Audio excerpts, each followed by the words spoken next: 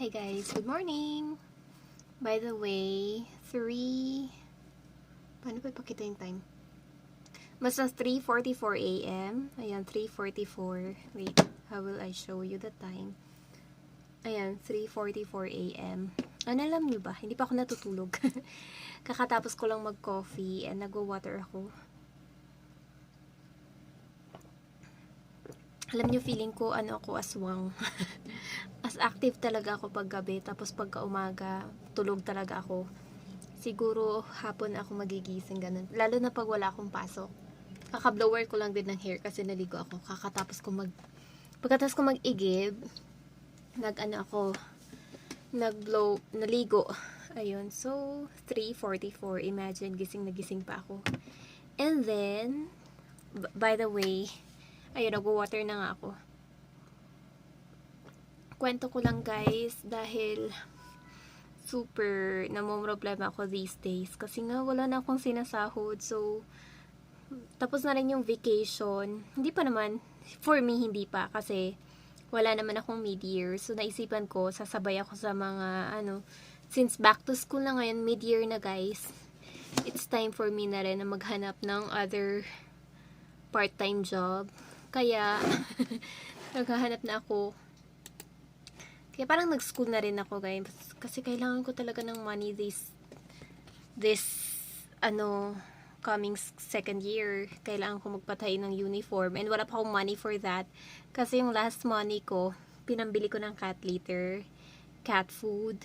And then, yung sasahurin ko this next month, pangbayad ng upa. And pambayad ng internet, ng kuryente, tubig. Oh my gosh. And then, wala pa akong nakakuha na pang bili ng uniform. So, kailangan ko na mag-apply, guys.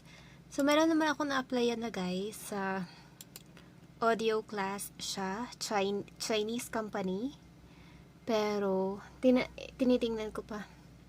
Grabe, hindi pa ako siniswerte ngayon. Kailangan ko ng sipagan this month.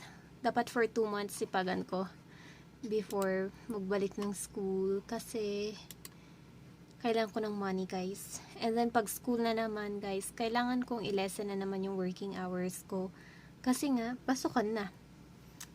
Yung course ko pa naman medyo nag-ano siya ng time, kakainin talaga yung time mo kasi usually naririnig ko yung time ng pasok is 7 a.m. and then 7 p.m. din uuwi. So, kailangan kong i-con yung time. Yung i-maximize yung time ko.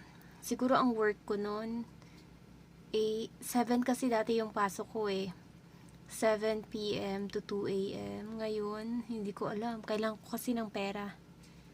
Nagmumukha akong pera. Ayan guys, kayo guys, mas active kayo at night or morning? Tuwang-tuwa guys.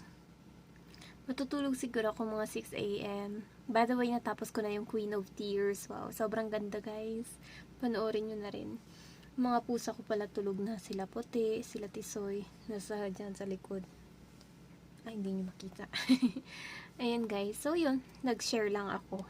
And hopefully, makahanap ako ng work agad-agad para makapag-start, makapag-ipon.